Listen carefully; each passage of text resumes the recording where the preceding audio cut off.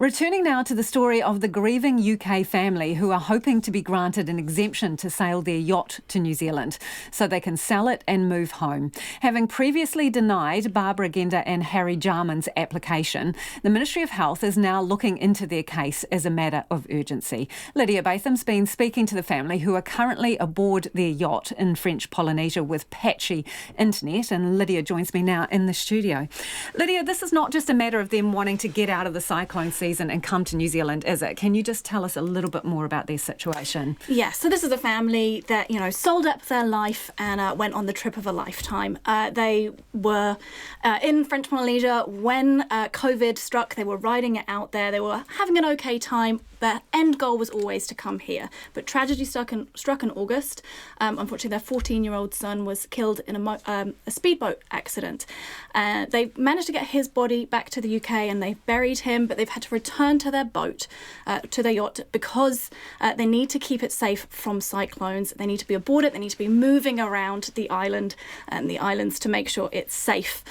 Their whole plan has always been to come here to sell the boat to move home. They actually engaged brokers here in Auckland before their son died, but they were hoping that the border restrictions would eventually be lifted.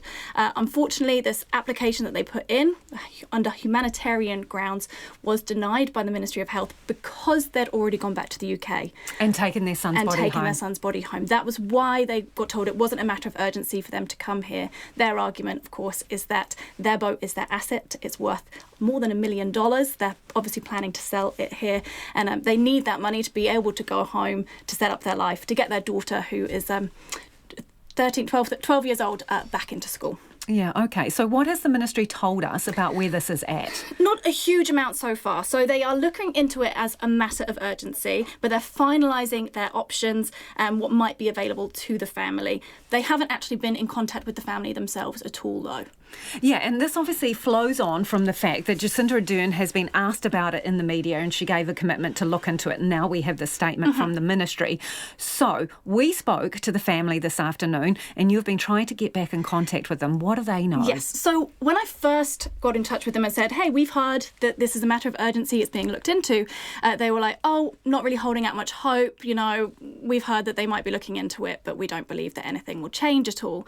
Then she suddenly replied to me. I was like, oh, I have an email which has come from our agent. So it appears that the broker, the people that are trying to sell the boat, are now sort of stepping in and they're actually being the mediation to the Ministry of Health.